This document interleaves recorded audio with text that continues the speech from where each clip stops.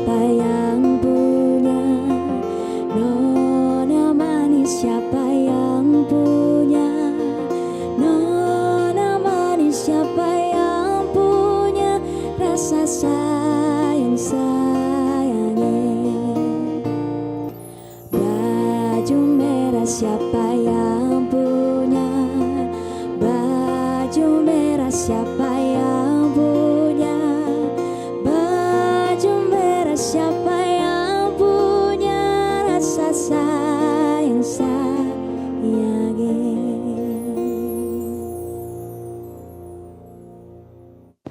Ya pemirsa, sebagai negara yang heterogen, berbagai macam suku, ras, agama, dan budaya bersatu padu tentunya di negara Indonesia ini, termasuk salah satunya di daerah kita, yaitu daerah Provinsi Bengkulu.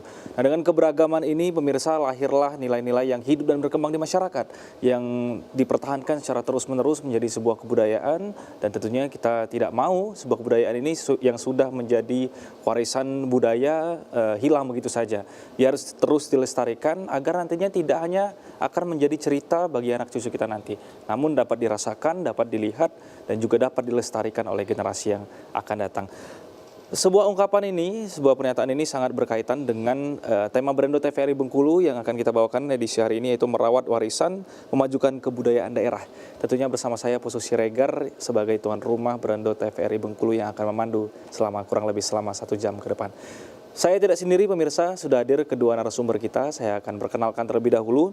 Yang pertama ada juga dosen dan juga entrepreneur sekaligus entrepreneur, Mbak Ferani Indiarma. Assalamualaikum Mbak, apa kabarnya? Alhamdulillah baik Bang. Bang Puso gimana kabar? Alhamdulillah. Harus sehat dan semangat karena itu modal utama ya. Sebelum Ya, kita mengedukasi orang lain, kitanya Lagi juga harus. cuacanya kayak gini. Dari panas tiba-tiba langsung Tiba-tiba hujan nih, Mbak. hujan, ya, benar. Ini bahaya nih cuaca-cuaca seperti ini nih. Oke. Perubahannya sangat drastis Iya, di benar. dalam tempo yang sangat cepat ya Mbak ya. Semoga kita juga bersama tetap dengan semangat yang sama, dan juga pemirsa TVRI yang ada di rumah. Ya pemirsa, kemudian juga ada entrepreneur juga dari Bengkulu. Saya perkenalkan Bang Doni Rusmandani. Assalamualaikum Bang, apa kabarnya? Waalaikumsalam warahmatullahi wabarakatuh. Alhamdulillah baik. Gimana Pak Puso? Tetap dengan semangat yang sama. Alhamdulillah sama. Jadi kita bertiga ini udah sama-sama semangat nih artinya. Insya Allah semangat. Sekarang kita coba tularkan dan coba kita diskusikan bersama, dan hasil obrolan santai kita ini harapannya dapat mengedukasi Insya masyarakat Allah. yang ada di rumah, khususnya pemirsa TVRI Amin. Insya Allah. Bengkulu. Jadi berkaitan dengan tema kita, yaitu merawat warisan dan memajukan kebudayaan daerah. Berat juga ini sebenarnya. Berat banget. Jadi harusnya di kelas bahasanya. Berapa SKS gitu ya? Iya, benar. Kayaknya 4 SKS baru bisa tuntas gitu ya. Iya. Saya ingin ke Mbak Vera dulu. Ini kan selain sebagai seorang pengajar, tenaga pendidik, juga sebagai seorang entrepreneur.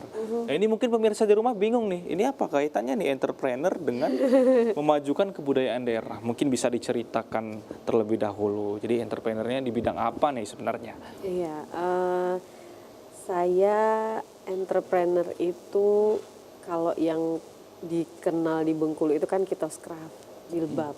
Itu sebetulnya mulainya dari tahun 2018, tapi kalau merintis bisnis yang lain-lain itu sebenarnya sudah dimulai dari saya umur berapa ya? Kayaknya masih cukup muda juga udah coba-coba bisnis kayak gitu. Cuman mungkin belum jodohnya di sana, malah jodohnya di sini. Uniknya tuh waktu itu saya pernah juga berbisnis fashion, tapi ternyata saya merasa kayaknya nggak cocok fashion deh. Tapi pada saat di Kitos Craft mungkin karena memang mengangkat apa ya, desain otentiknya kali Bang Poso ya. Jadi kalau yang biasanya kan saya cuma reseller, menjual fashionnya itu butik dan menjual produk orang lain dong, gitu kan. Jadi kayaknya tidak berjalan. Nah justru di 2018 pada saat teman mengajak, saya tuh kayaknya nggak cocok di fashion. Saya bilang gitu kan. Udah sempat kepikiran Iya seperti udah itu sempet. ya? Kita kuliner aja deh. Saya kalau kuliner tuh kayaknya cepet gitu. Karena bisnis saya yang kuliner tuh berjalan. Iya. Nggak mau, kita coba yang ini gitu. Masih penasaran tuh ya? Iya, hype-nya waktu itu hijab printing, terus apa dong tapi pembedanya apa? Kita angkat Bengkulu, kan kita sama-sama selalu gelisah. Bengkulu tuh apa sih, gimana sih gitu kan? Terus ya udah deh coba. Nah mungkin akhirnya pas dicoba malah jalan Bang Poso. Jadi tadinya saya berpikir saya tuh nggak cocok di fashion, runtuh tuh. Anggapin itu tuh menjadi runtuh. Terus kalau saya pikir-pikir mungkin karena di dalam Kitos Craft ini, di dalam bisnis hijab ini, kami kan otentiknya itu kami jaga.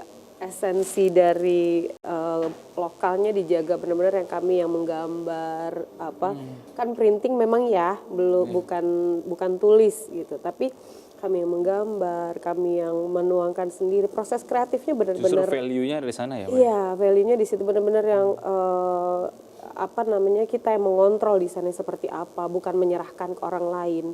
Bahkan raflesianya pun kita ambil foto, lalu foto itu kita gambar ulang. Jadi nggak kita ambil dari Google kayak gitu. Jadi ada sentuhan tangan kita di situ. Jadi mungkin value itu yang meresap bahasanya ke dalam produknya, sehingga bernyawa produk itu, sehingga pada saat sampai dan dipasarkan itu disambut baik. Beda saat saya menjual baju yang udah jadi gitu ya, ngambilnya di Tamrin gitu ya, boleh nyebutin merek nggak sih?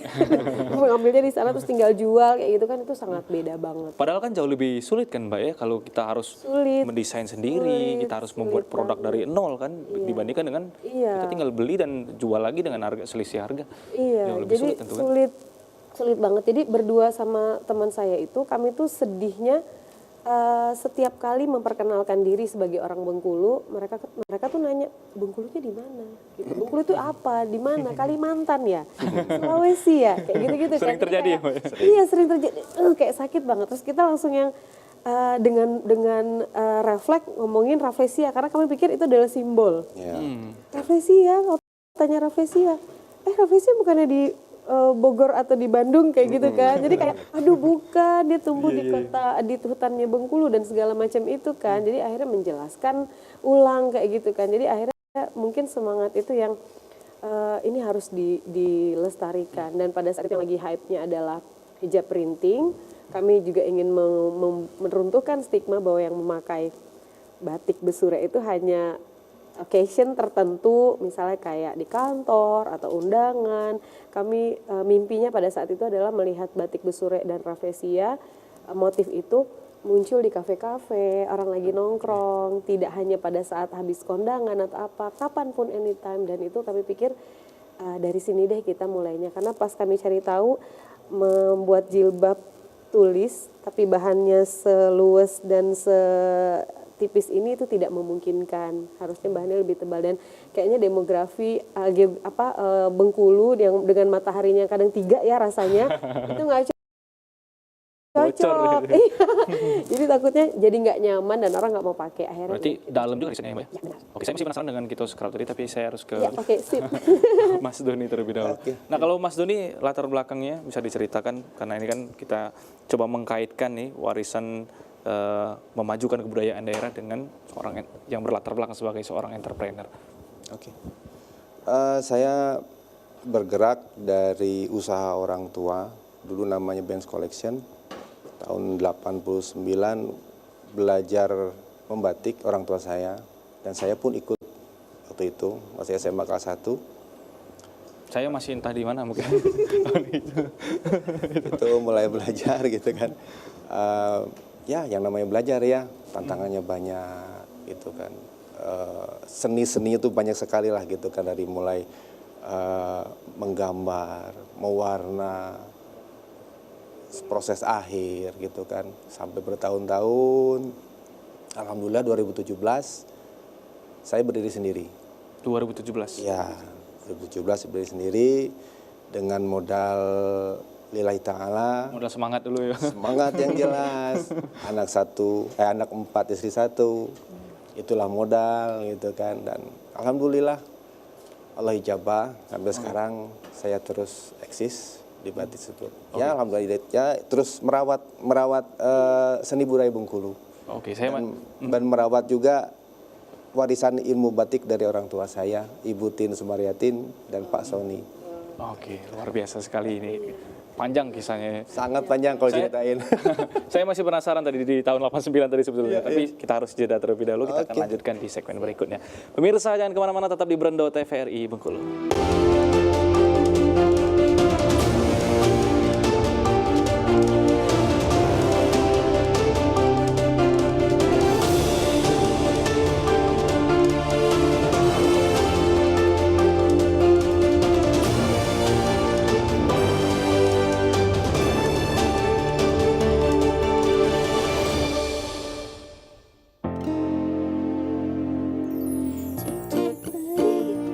Sumbing dari Jawa datang nak ke Cibok bawa kepiting 2 ekor.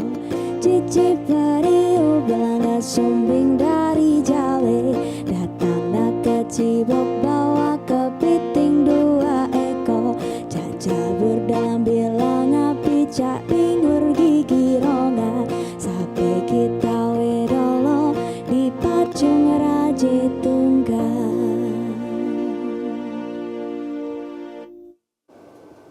Ya pemirsa, Anda kembali menyaksikan Brendo TVRI Bengkulu edisi hari ini dengan tema merawat warisan, memajukan kebudayaan daerah. Dan tentunya kita masih bersama dengan kedua narasumber kita, ada Mbak Vera dan juga Mas Doni selaku entrepreneur nih, yang sudah dijelaskan dari di segmen pertama latar belakang entrepreneurnya gitu ya. Saya ingin kembali ke Mas Doni nih. Jadi tadi kan sempat tersebut tahun 89 kan? Iya betul. 10 tahun sebelum saya lahir itu. Iya. Agak jauh ya Mas? Iya betul betul. Itu awalnya memang ada beda 3 hari ya? Beda 3 hari. Itu memang awalnya Mas punya ketertarikan juga kah di kesenian itu, apa? Karena sebenarnya karena orang tua nih usahanya di sini nih, sehingga ada niatan juga untuk melanjutkan usaha orang tua. Karena kan sedikit Mas yang seperti itu Mas biasanya. Betul. Itu gimana tuh? Jadi tahun 89 itu orang tua saya pada asalnya catering. Dulu kami tinggal di Jalan Nala itu, di Simpang dan Gedung Kerajinan itu. Di bawah horizon Grage gitu kan. Nah, di Simpang itu tahun 87 mulai dari situ masih catering. 89 ada program. Jadi ada program batik kain busurek tersebut. Jadi awal dicanangkan sama sebelumnya itu kan Pak Prapto, terus dilanjutkan dengan Pak Razihaya kalau nggak salah saya ingat gitu ya. Nanti barangkali ada pemirsa yang lebih paham, mohon dimaafkan gitu. Jadi di situ kita orang tua saya coba untuk belajar dari nol, dari mulai yang lihat-lihat orang kan dulu kan tahun 89 itu perindustrian kan sering ada display tiap minggu. Jadi beraneka macam kerajinan, makanan khas daerah. Sarana pengenalannya dari... Iya, di situ dulu ramai sekali itu tuh. Nggak kayak sekarang gitu kan, ramai sekali. Kalau turis-turis yang dari luar selalu singgah ke situ waktu itu. Alhamdulillah ternyata nyantaunya di batik gitu. Padahal ada akik dulu lagi trennya.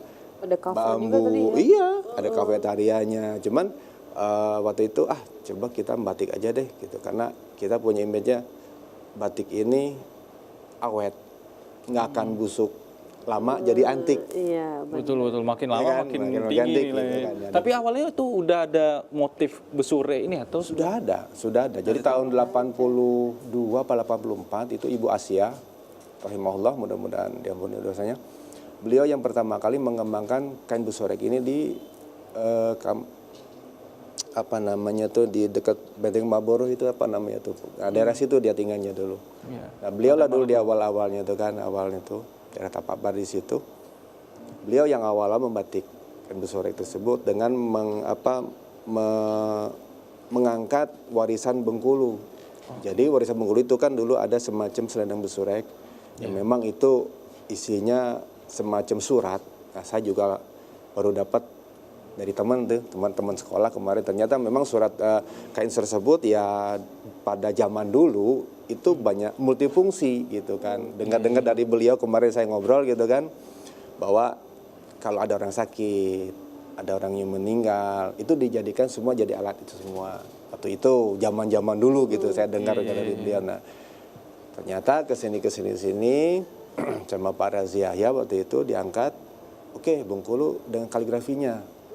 Nah, ya, dan tahun 90 nggak salah itu kan Pak Soeharto mencanangkan bahwa Rafflesia itu sebagai bunga langka dunia, puspa langka dunia. Nah, maka dari itu bunga tumbuhnya di Rafflesia Bengkulu, itu tumbuh di Bengkulu, dan itulah dijadikan ikon Bengkulu. Yang aslinya dulu tidak ada Rafflesianya. Karena Iya, waktu full itu besurek ya. full besurek, full Kaligrafi kaligrafi gitu kan, kaligrafi Arab. Dan waktu itu memang ada makna-makna tertentu gitu kan. Ada memang itu dipakai, katanya nih ada kata teman kemarin kan, kalau sakit demam apa gitu tinggal disarungin aja, insya Allah sembuh. Ya walau alam ya itu kata nenek moyang orang Bengkulu seperti itu gitu kan. Termasuk salah satu warisan juga ya. ya. Gitu.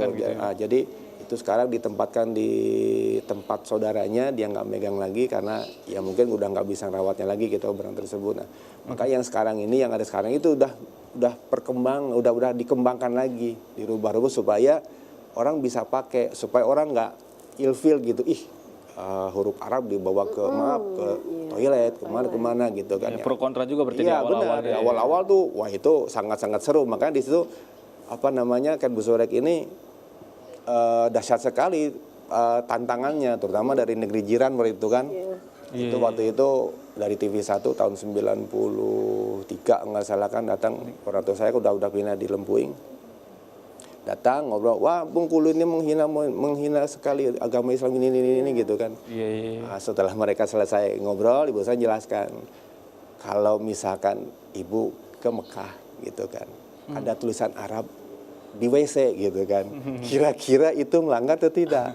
Iya katanya. Nah, akhirnya kan dijelaskan dengan ya dialog dengan bagus. Akhirnya mereka mengerti, paham gitu kan. Oh iya ya, asal saja jangan ayat-ayat Allah yang dicantumkan di situ. Gitu. Jadi sebenarnya perjalanan motif Besurek ini tidak panjang sekali. Jadi bukan hanya soal untuk mengenalkan saja di awal-awal itu ya. Betul. Ternyata juga tantangannya sangat-sangat. Jangankan tuh tingkat dunia ya, tingkat nasional aja orang mempertanyakan gitu kan, terus tanyakan. Tapi alhamdulillah dengan perkembangan kaligrafi tersebut dimodifikasi sehingga orang juga melihatnya jadi lebih luas, lebih enak dipandang gitu kan. Dengan perpaduan sekarang kan ada dol, ada kibut, ada ditambah dengan tabot gitu kan. Itu bisa dimasukkan ke dalam batik burung kuau. Memang itu salah satu motif asli ya. Burung kuau, ada relung paku, itu kan ada 7 motif. Dulu saya dapat nyadurnya dari Pak Muri gitu kan. Ya sebetulnya itu yang belum sampai sekarang yang tidak diekspos sebetulnya. Yang diangkat justru kaligrafinya yang naik. Padahal ada 7 itu tadi. 7, ada 7 motif. Relung paku, itu juga motifnya nggak ya? Iya, itu kan ragam hias rumah Bengkulu kan. Nah itu juga dipakai biasanya kan untuk kain sarung gitu kan, dipakai seperti itu. Tapi kalau motif Besurek itu asalkan ada kaligrafinya itu udah bisa disebut sebagai kain Besurek. Iya. Jadi memang surek itu kan surat aslinya kan. Bahasa Bengkulu gitu. Bengkulu kan surek nih gitu kan. Jadi surek itulah yang kaligrafi itulah yang sekarang jadi ikon Bengkulu. Nah sekarang kan saya kembangkan lagi supaya orang juga makanya jadi kekinian, orang juga makanya jadi elegan gitu kan ya. Desain-desain itu ya dirubah. Saya juga belajar dengan orang-orang yang di Jawa, kayak gimana sih saya lihat-lihat desain-desain orang tuh kok bisa enak lihatnya. Saya padu-padankan dengan Bengkulu gitu kan, saya campurkan. Alhamdulillah gitu kan, desain-desain itu banyak disukai. Artinya juga tantangan yang sangat tidak mudah di awal-awal, baik perjalanan batik Besureknya ataupun perjalanan secara pribadi sebagai seorang entrepreneur gitu. Karena beda sendiri sebenarnya batik Bengkulu ini dibanding batik-batik yang lain. Karena memang tadi surat itu tadi ya. Iya, betul. Itu yang menarik untuk kita bahas di segmen berikutnya. Karena dia berbeda sendiri, ini jadi keuntungan kah atau jadi kerugian sebetulnya? Kita akan lanjutkan di segmen berikutnya. Pemirsa jangan kemana-mana, tetap di Berendo TVRI Bengkulu.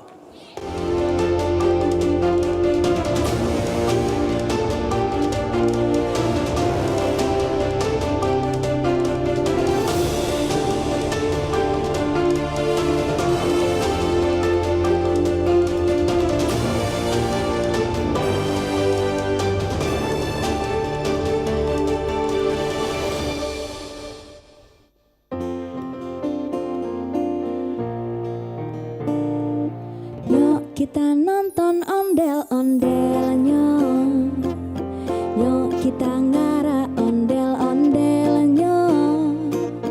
Ondel-ondel adi anak dewoy, anak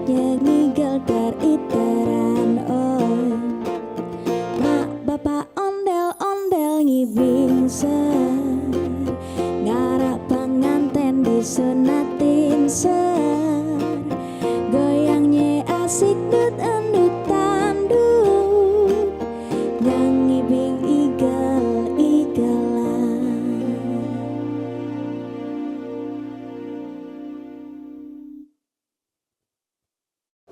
Ya pemirsa, merawat warisan memajukan kebudayaan daerah. Tema Berindo TVRI Bengkulu edisi hari ini, dan kita lanjutkan pembahasan saya ingin ke Mbak Vera nih. Jadi tadi di sebelumnya kita sudah bahas, ini keunikan kain batik Besure ini jadi keuntungan kah atau sebenarnya jadi kerugian kalau di dunia entrepreneur nih? Kalau Mbak sendiri melihatnya seperti apa? Ini jadi lebih menguntungkan atau merugikan nih keunikannya ini? Jelas menurut saya ya, sebagai dari sudut pandang entrepreneur, sesuatu yang unik dan punya positioning lah ya, itu pasti akan menguntungkan. Jadi dengan bangganya saya, oh ini berbeda loh daripada yang lain, challenging sejarahnya dan segala macam, karena saya juga mungkin sangat suka storytelling ya. Jadi saya suka sekali mendengar cerita tentang Besure itu dulu seperti ini. Dulu itu belum ada rafesianya, tidak masuk rafesianya. Ketika rafesia di Ketok Palu lah ya sebagai simbol Bengkulu, itu baru masuk di batik itu. Dan pada akhirnya terus mencari tahu ini bolehnya seperti apa sih, ada pakem-pakem nggak sih sebetulnya kalau di dalam Besure ini, karena kan memang dia agak berbeda nih. Dia kan nuansa Islamnya kental sekali di dalam Besure ini gitu kan, takutnya salah dan segala macam. Akhirnya mencari tahu, yang penting tidak terbaca, yang penting ini, nanti karena takutnya orang salah kaprah dan segala macam kayak gitu. Jadi itu justru tantangan, supaya tidak terbaca tapi ini tetap ada batik Besurenya, ini boleh kok dimodifikasi, ini boleh kok dibikin seelegan mungkin gitu kan. Warnanya juga boleh dikombinasi dan segala macam itu gitu kan. Itu justru menjadi satu tantangan. Dan dalam bisnis kan untuk mencari untuk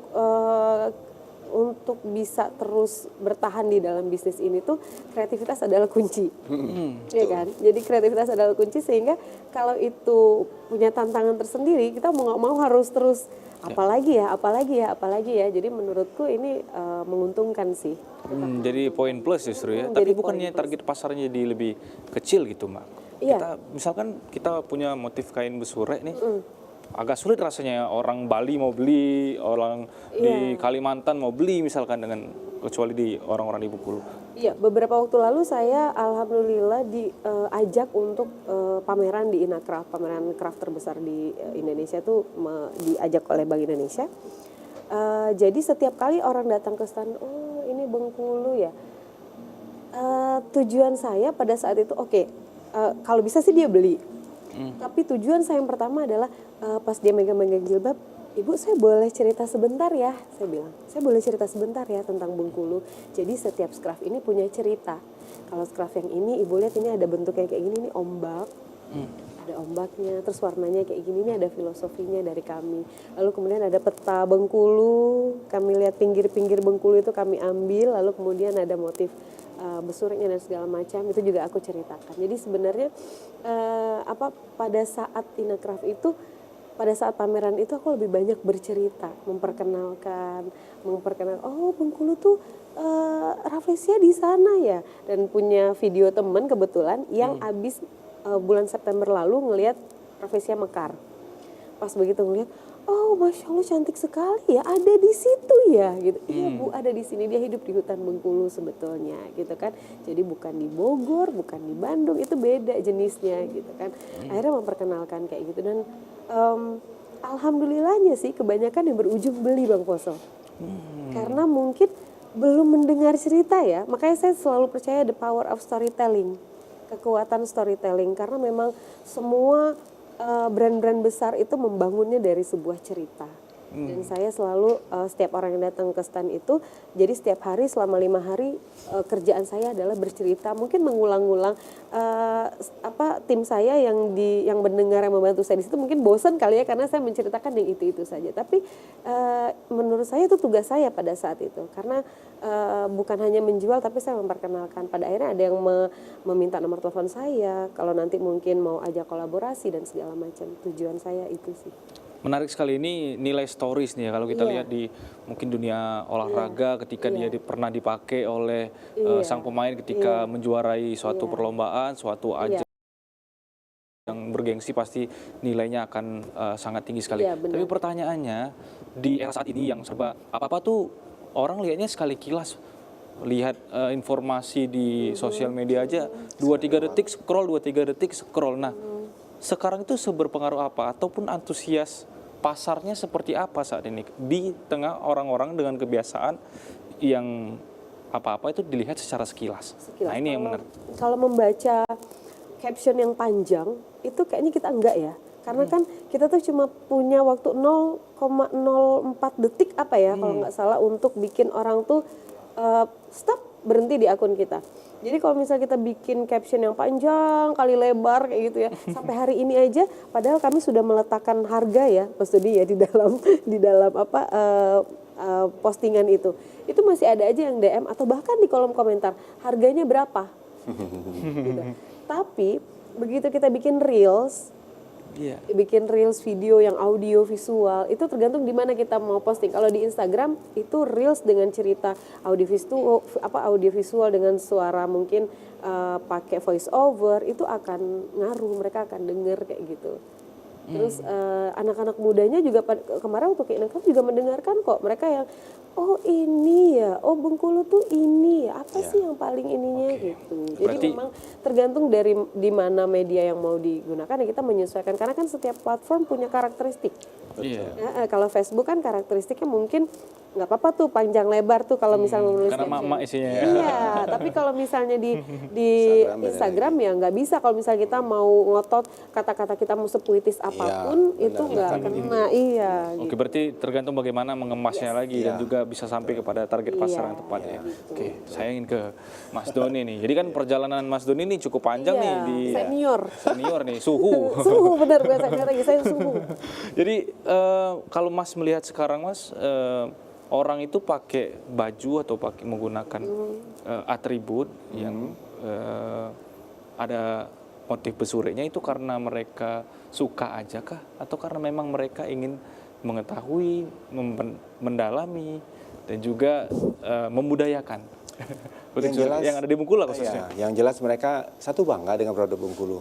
Karena apa? Dia terus pesan itu, memesan batik itu berarti kan dia ada kebanggaan tersendiri. Dari ngapain pakai batik yang di luar, kita punya juga gitu kan. Harga dengan batik tulis yang luar beda-beda tipis gitu kan. Desain ya bisa berbeda dari satu yang lain gitu kan. Nah itu kan jadi satu keunggulan sendiri-sendiri kayak gitu kan. Ya, jadi orang juga berpikir gitu kan bahwa batik ini jadi satu kebanggaan kita di Kota Bengkulu. Tapi persentasenya yang datang ke toko lebih banyak yang dia datang, oh ini gimana nih Mas dulu batik ini bisa ada motif besuriknya atau raflesia ini ada di sana. Atau yang banyak nanya itu, ini ada nggak warna ini? Itu beraneka ragam orang pasti ada gitu. Seperti yang Mbak tadi bilang gitu kan, sama gitu kan. Kita ceritakan, ini kan besurek ini begini loh. Yang ini begini loh, ini begini. Jadi dulu yang tutup mayat yang mana? Dulu satu itu gitu kan. Tapi sekarang sudah dikembangkan. Pakai apa? Pakai ayat kursi, ada tulisan innalillah khusus untuk yang tutup mayat gitu kan. Tidak dengan untuk yang lain. Nah, untuk yang lain selain besureknya untuk dipakaian, untuk sekedar di gendongan-gendongan bayi gitu kan, itu beda lagi gitu kan. Nah, dan untuk yang umum yang sekarang itu sifatnya kontemporer, motifnya berubah-ubah. Iya, benar. Kadang-kadang motifnya tetap satu, layout yang dirubah-rubah. Layout dirubah-rubah, warna dirubah-rubah, tergantung dari mood saya gitu kan untuk berubah-ubah gitu kan. Misalkan ini aku lagi buat membuat sarung gitu kan. Kadang-kadang apa yang saya pikirkan sebelumnya dengan praktek yang sudah ada, kan kalian saya kan memang dicap gitu kan, canting cap, tulis juga ada yang kerja gitu kan. Jadi saya kalau sudah ada di meja cap untuk stamping itu, ini motif apa yang bagus ya? Padahal motif itu dari tahun 90-an itu ada gitu kan. Nah, gimana caranya motif itu bisa disukai orang terus gitu kan. Kolaborasi lagi motif, bentuknya gimana, layoutnya. Nanti tinggal main di warna. Warnanya begini. Jadi itulah pelajaran dari saya jadi karyawan ibu saya. Yang saya terapkan. Dan saya kembangkan lagi menurut cita rasa saya gitu kan. Nah, kalau Mas melihat selama belasan bahkan puluhan tahun ini terdapat pergeseran nggak dalam mungkin minat dan juga kesukaan dari pasar nih? Tambah banyak. Terbukti sekarang kan banyak sekali pedagang-pedagang, perajin-perajin, dan adanya kampung batik Betungan ya. Sekarang mereka sudah punya grup gitu kan, mereka sudah punya passion sendiri-sendiri tentang batik tulisnya gitu. Sudah ada di sini Bengkulu nih. Jadi bukan saya sendiri yang sekarang membatik. Yang senior ibu saya juga ada, masih ada tuh di Talang Kering, anggrek biru itu kan beliau. Itu masih ada. Nah, batik ini lama kelamaan bukannya surut. Karena pemerintah terus menyokong. Terus menyokong dengan mereka pesan, dengan misalkan, Mas aku pengen ya untuk yang ini harganya sekian. Oh baik, oke, saya kerjakan. Untuk yang budget sekian, oh bisa gitu kan. Jadi fleksibel. Nah semua orang juga dapat rezeki tersebut dan berkembang terus gitu. Berarti terus progres itu ya Mas dari tahun 80-an tadi? Iya, terus progres karena pemerintah tidak menyetop, justru terus ada pesanan terus. Jadi nyebar, ada perajin ini, ada galeri ini, ada butik ini yang dapat terus berkembang gitu kan. Nah, alhamdulillah tidak mati. Itu kan walaupun saya misalkan hanya perajin kecil itu sekarang kan, ada aja rezekinya, ada aja yang datang. Karena pemerintah terus menyokong kain besorek ini untuk merawat budaya tadi. Oke, yang penting para pengrajinnya terus mengeluarkan kreativitasnya supaya tetap eksis gitu ya. Itu adalah kuncinya. Berarti sepakat. Bakarnya adalah itu. Bahan bakarnya kreativitas. Betul. Iya. Nah, ini ada pertanyaan lanjutannya nih. Dari kreativitas nih. Biasanya nih seorang pengrajin yang terus berusaha untuk kreatif supaya bisnisnya terus eksis gitu, termasuk juga mempertahankan nilai kebudayaan yang ada di motif besure. Udah buat nih kreatif nih. Tiba-tiba ya ada yang jiplak di laptop. Ini gimana komentarnya? Saya ingin ke Mas Doni dulu. Untuk saya pribadi, kalau yang menjiplaknya di luar itu sudah ada apa namanya? Kita Bengkulu sudah ada yang namanya haki provinsi ya untuk kain besurek. Jadi kain besurek ini dihakikan untuk satu provinsi. Nah, secara motif pribadi itu kalau saya pribadi tidak terlalu aware ya. Karena apa? Kalau saya stuck di situ, kreativitas saya tidak berkembang. Kecuali kalau saya membuatkan desain untuk satu sekolah, itu harus saya hakikat, harus saya apa namanya dipatenkan. Karena itu kan akan dipakai terus-menerus. Gitu. Kecuali kalau misalkan yang kontemporer seperti yang saya pakai ini kan kontemporer nih. Ini sisa pesanan 2021 job fair waktu itu tuh kan. Ini yang rusaknya, yang bagusnya saya kasihkan untuk saya kasihkan untuk pesanan ke Tapi gimana pemesan. nih tiba-tiba Mas lihat kan desain yang Mas buat sendiri gitu, tiba-tiba dipakai oleh orang lain atau Mas ketemu orang di jalan nih, oh ini kan motif yang saya buat sebenarnya ini, tapi dijawabnya di segmen berikutnya. Oke, siap. Pemirsa, jangan kemana-mana, tetap di Berendo TVRI Bengkulu.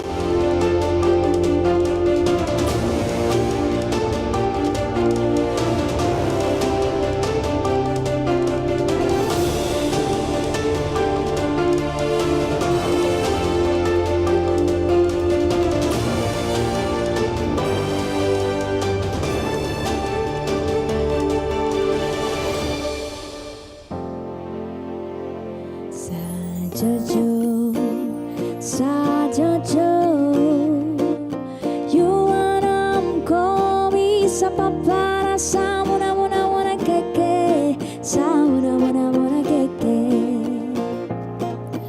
kuserai kusasere rai rai rai rai rai kuserai kusasere rai rai rai rai rai Imam rasa sore Imamku mikim ye kya sa sore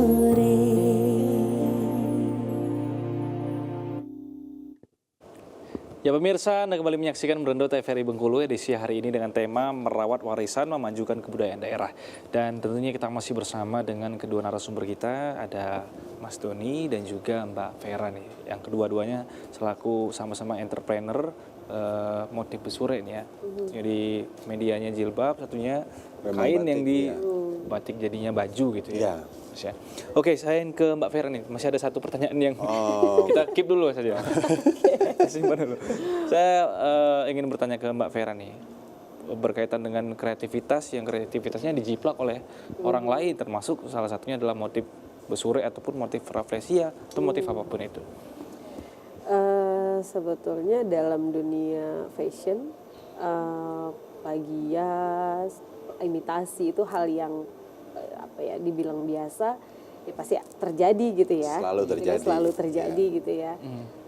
Hanya saja kalau dalam etika bisnis saya itu tidak patut ya Betul. sebenarnya Bang Koso ya, gitu kan, Sangat, karena kan sangat. kita susah payah ya Mas Doni ya untuk memikirkan ini gimana kreativitasnya, Iya. kan kita punya deadline kan, punya Iya, timeline kan. betul. Dan kadang-kadang ada situasi-situasi yang kita tuh keblok gitu. Asli. Jadi kreativitasnya Mentok gitu ya. apa lagi ya gitu. Nah ketika akhirnya kita berhasil meruntuhkan blok itu kan tiba-tiba itu pula yang diambil kan itu juga nggak enak ya perasaannya. Cuman akan menjadi aneh aja kalau misalnya ada yang melabelkan diri dia sebagai desainer, terus dia punya brand sendiri, tapi dia ternyata menjiplak gitu.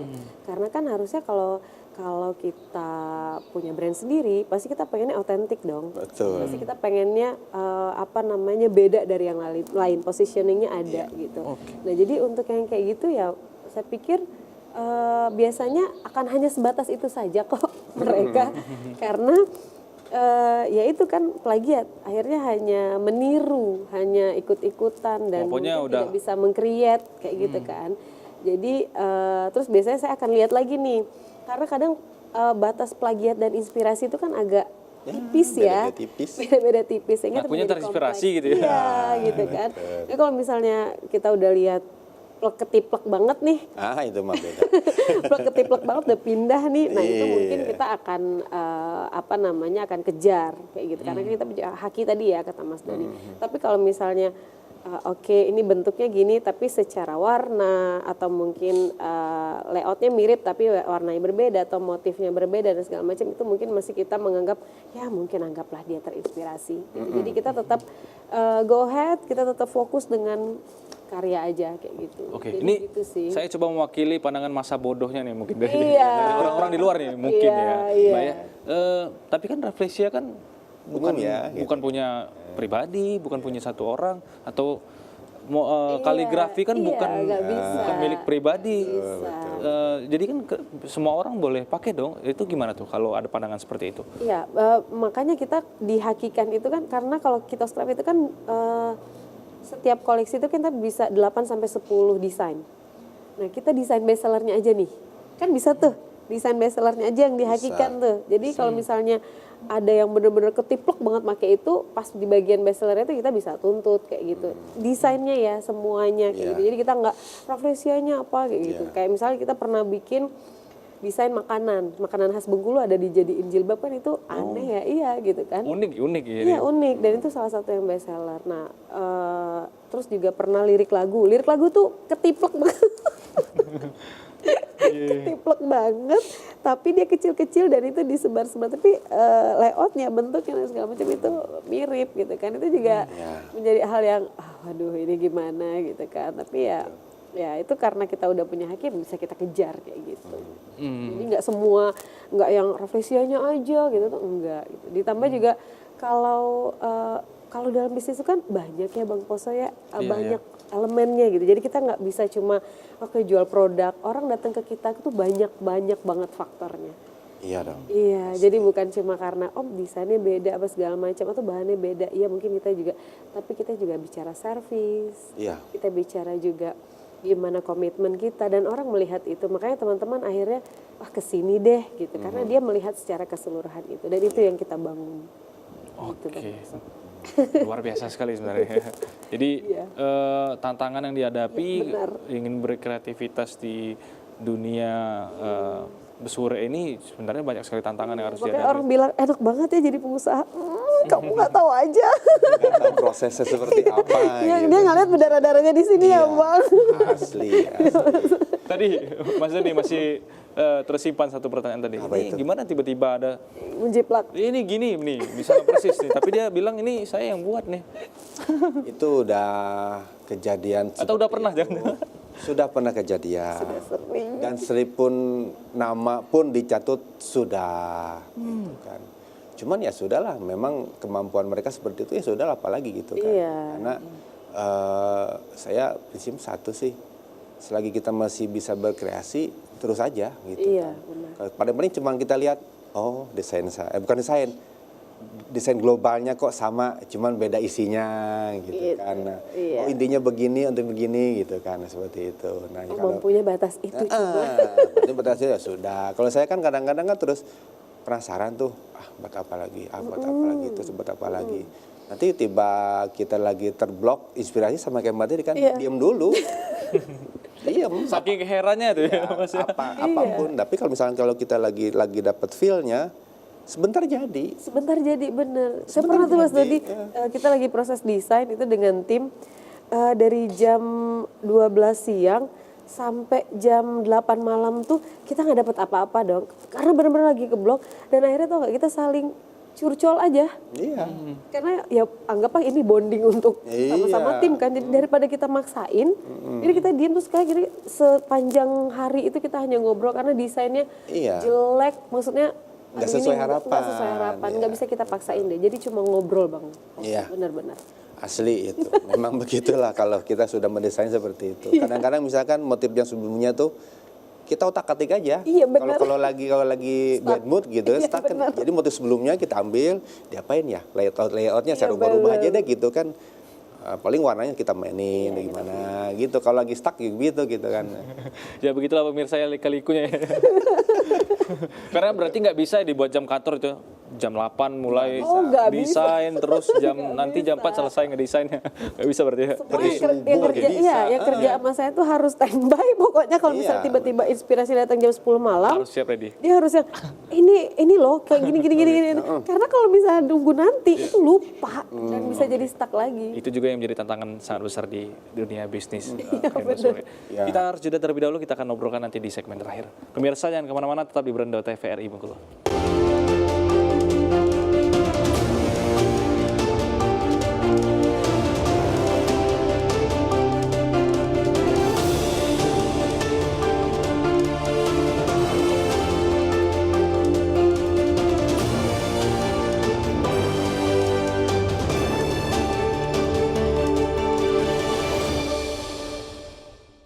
Pemirsa, Anda kembali menyaksikan Berando TVRI Bengkulu edisi hari ini dengan tema merawat warisan memajukan kebudayaan daerah. Dan tentunya kita masih bersama dengan kedua orang entrepreneur di motif kain Basure, nih ada Mbak Vera dan juga Mas Doni. Kita ada di segmen terakhir nih, segmen pamungkas. Tapi saya ingin masih melanjutkan perihal jiplak-menjiplak. Sedikit ya, sebelum nanti ditutup closing statement dari Mbak Vera dan juga Mas Doni kepada masyarakat. Kebanyakan orang kan mungkin karena tidak tahu, minim edukasi mungkin. Niat awalnya mungkin untuk melestarikan budaya nih. Oh, saya ingin melestarikan budaya, melestarikan motif Basure mungkin ya kan. Atau memang ada yang dengan sengaja bahkan. Nah, itu jadi tipsnya kepada orang-orang yang ingin mulai ini mungkin berkreasi dengan motif Basure. Ini bukan cuma hanya di dunia entrepreneur saja sebetulnya. Misalkan dia buat flyer atau dia mungkin buat desain apa, misalkan niatnya ingin melestarikan tapi dia nggak tahu nih. Nah, itu apa yang sebaiknya dilakukan oleh orang-orang yang punya niatan seperti itu. Mbak. Siapa duluan? Boleh Pak Sadi. Jangan senior dulu. Yang senior dulu ya. Iya, Oke. Kalau bagi saya, berkreasilah. menjiplak di Google boleh, tapi jangan plak persis sekali. Banyak desain-desain saya yang dijiplak oleh satulah gitu kan. Cuma diganti bunganya doang. Motifnya plek gitu. Edisi kemudian motifnya digede-gedein gitu kan. Oh ya sudahlah, nggak apa-apa. Udah kelihatan banget itu pasti jiplak iya, gitu ya. kan. Karena saya punya stampingnya gitu kan. Nah, kita waktu mau produksi itu kan mati kutu. Kalau stampingnya ada di saya mau produksi lagi mati kutu saya. Sama dengan itu yang murah meriah. Mati kan sayanya kan. Silahkan dijadikan inspirasi. Jangan dijadikan plagiat murni. Boleh gitu. Oh, inspirasinya gini. Nah, boleh, nggak masalah. Tinggal desainnya gini. Dirubah. Itu is okay, nggak masalah. Jadi malah menambah khasanah motif kain besurek. Gitu. Kalau plagiat ya itu doang gitu kan, selesai gitu. Kalau misalkan kadang-kadang gini, menjiplak kalau lebih bagus, saya seneng. Menjiplak jelek itu, waduh, enak gitu rasanya gitu. Sakit hati. Jadi memperburuk motif yang kita buat justru ya. Itu real gitu kan. Nah, nawarin ke saya, lihat motifnya. Ini motif saya gitu kan, cantingnya ada, ininya ada, ya Allah. Kalau lebih bagus, is okay, enggak masalah. Cuman ya lebih bagus lagi, berkreasilah yang baru lagi. Orisinil gitu ya Mas. Ya. Oke. Bila perlu, sewa desainer, bayar. Itu nggak masalah, nggak membuat kita jadi rendah, enggak. Kita kan sebagai entrepreneur tidak bekerja sendiri dong, kita punya tim. Bisa nyuruh orang, desainer siapa, tolong bayar mahal. It's okay, nggak masalah, karena itu kan balik ke kita sendiri. Motif itu balik kita sendiri, nah, kita yang tinggal ya dirubah apanya yang tidak sesuai, ya seperti itu kira-kira. Oke. Kalau Mbak Vera, seperti apa nih Mbak pesannya kepada masyarakat baru mulai? Saya sebenarnya sama, makanya tadi nunggu dulu nih apa kata suhu saya ikut gitu kan.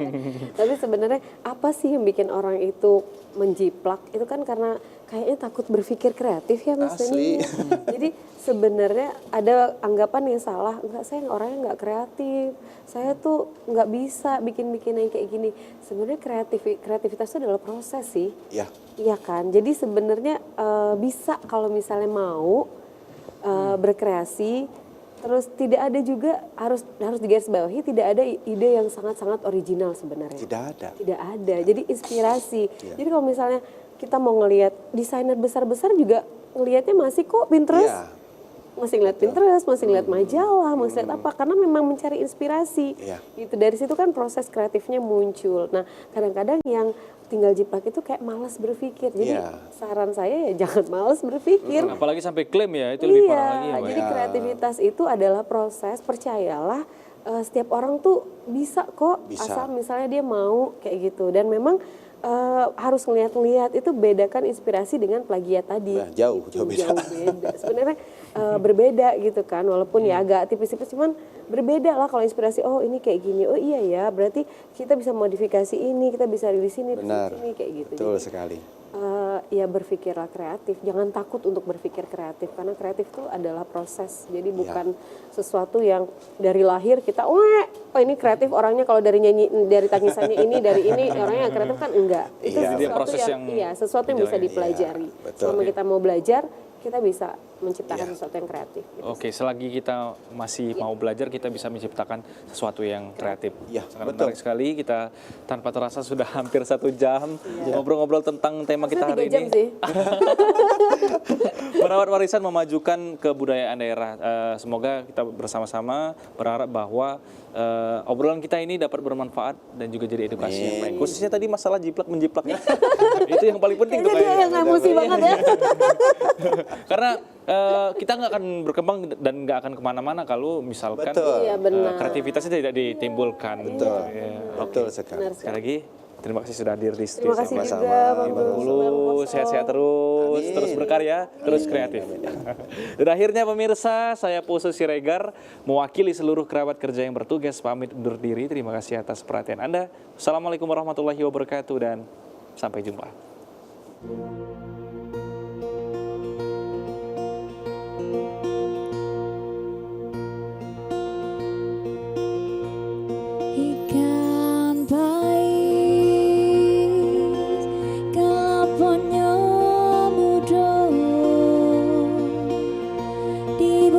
daun talas rapi